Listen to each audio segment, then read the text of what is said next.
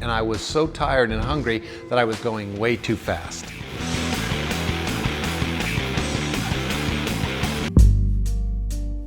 I had a little problem because the road went right and I went straight and there was nothing there. No more road. There's a famous Twilight Zone episode about 3 astronauts who come back from a mission and start disappearing one at a time from the reality they left only a few days earlier. That show is titled When the Sky Opened. The episode is based on the premise that they were meant to die in space, they cheated death, and were never supposed to make it back to Earth at all.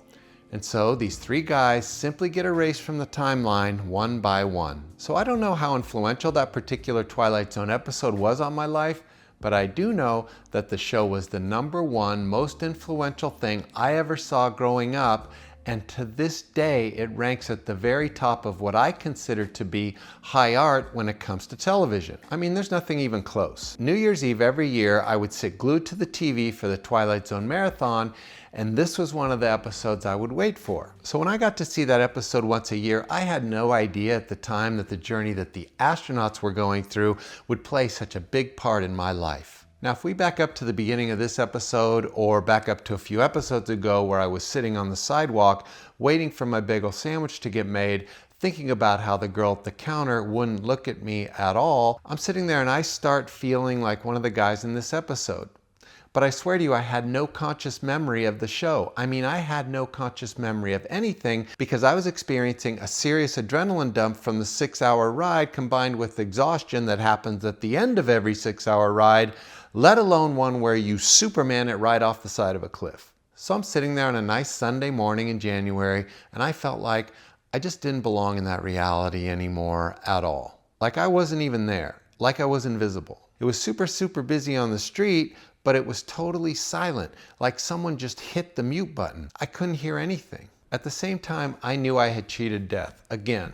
Remember, this was lucky number 7 of 9 NDEs in my life so far, and this kind of time slip feeling of a tweaked reality mixed with my senses being all messed up, it wasn't totally new to me. You feel like you don't belong in the old reality, and at the same time it feels like you're moving through some kind of transitional door to a new reality or a totally rebooted timeline. Now I have no idea how long I was sitting there until I started feeling more like I had a normal sense of consciousness, and I realized nobody was looking at me still, not even a glance. And normally a guy sitting on the sidewalk in Santa Monica dressed in red lycra, he'll get a few looks. No, nothing. I'm just staring to my left, looking at all the people walking toward me, when all of a sudden I feel another glitch in the matrix or another big vibrational frequency shift, and the air kind of changes around me, and I turn my head to the right, and there, standing right next to me, is another young girl. And this girl looks kind of like the girl that took my order behind the counter at the bagel shop, but she's just a little different. Don't ask me how, she's just different. Maybe it was the same girl and maybe it wasn't, but she's just standing there a foot away from me, holding the little plate with my bagel sandwich on it, and this time she's staring right at me and she won't look away. And finally she says in this gravely concerned voice, "Are you okay?" And I literally just burst out laughing. I didn't mean to do it. It was just the situation and everything that had happened. And I say to her, "Yeah, I'm totally fine." So she lets out a relieved breath and says, "Well, you don't look so good, and you should probably go look at yourself in the bathroom mirror." Then she sets the bagel sandwich down on the little mosaic tile table next to me. She smiles and she just walks away. So I got up and I went to the bathroom. And what I saw staring back at me was my face totally covered with little red specks and streaks of blood from the tiny scratches and nicks and cuts that I got from tumbling down the cliff through the bushes and the trees on the side of that Tuna Canyon highway. So I just washed up, I went back outside to the totally new reality I was now gonna live in, finished my bagel sandwich, got on my bike, and I rode home.